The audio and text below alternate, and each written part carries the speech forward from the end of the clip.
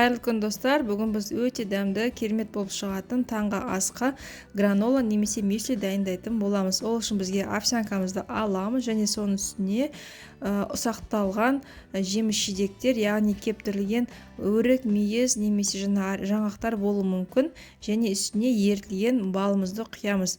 Балды құйған кезде міндетті түрде табиғи бал алыңыздар және де барлығын жақсылап араластырамыз. Араластырған кезде овсянкамыздың барлығы бірігіп, медпен бірігу керек. Енді осыны араластырып болғаннан кейін противнімізге салып, 160 градуста 30-40 минуттай духовкада ыстаймыз. Және де әр 10 минут сайын бұны араластырып тұру қажет. Сол кезде барлық жағы бірдей қызаратын болады. Мінекей менікі дайын.